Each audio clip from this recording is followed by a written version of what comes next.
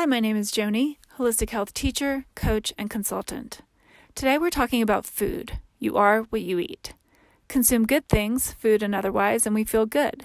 Consume not so good things, food and otherwise, and we don't feel so good.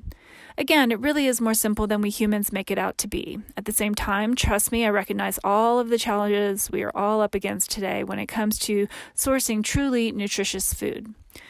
So with my clients, my first ask is always going to be to add more dark leafy greens to your plate. Yep, you heard me right. Dark leafy greens, cruciferous vegetables.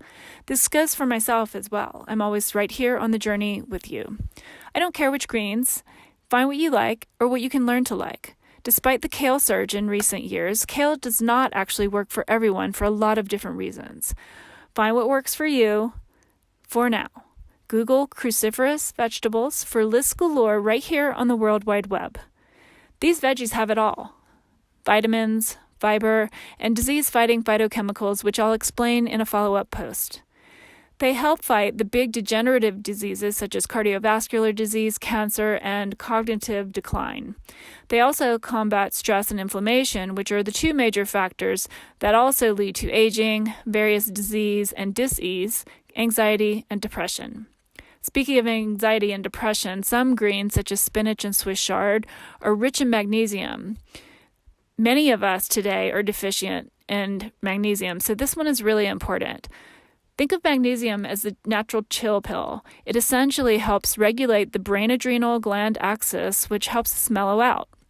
These greens can be diced, sliced, and shredded into almost anything to make them easier to consume and to disguise the taste if need be. I know this can be tough with kids. That's a whole other thing.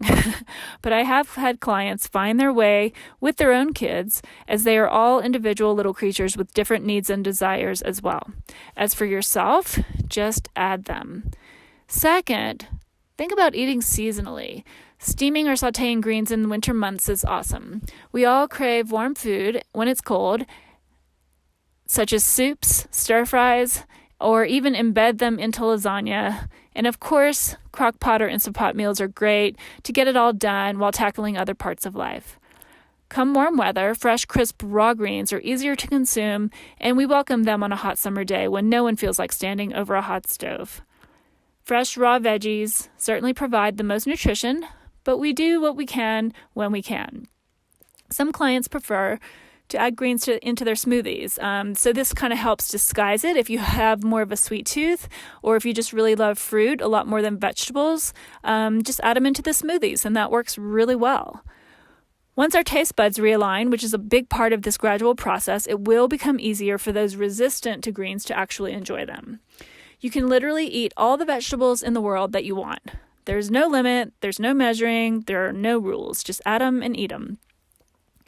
Another trick that might help is to think about any favorite dishes you grew up on that did include greens. I don't care at this time what else is in the dish. Good old bean green casserole, bring it. Some other collard greens, even better. Veggie pizza, super. Just add them and eat them. That's our goal. Third, put your hands in your food. Instead of using a knife to cut up lettuces, use your hands. There's a lot of neuroscience behind this, proving that connecting with the natural elements of the earth can improve not only your mental and emotional health, but even some aspects of your relationships. Everything is connected. Stay tuned for more on all of this in the future. Finally, love your food. Love your food and it will love you right back. This is not a program where we focus on what you can't have. We focus on what you can have. Life is meant to be enjoyed. This is what holistic health and well-being is all about. So your challenge for the next 2 weeks is to add one dark cruciferous green to one meal per day. Add one green to one meal each day. If that's easy enough, add a second green to a second meal per day during week 2. We're working toward about half or more of your plate being filled with plants. That's it, and that's all. You are what you eat, so let's become some lean green machines. The world needs you and your strong body and supple mind today. By springtime, you'll be ready to rock. If this video resonates with you, please like, subscribe, and share. I see you. I really do. Until next time, peace, love, and plants.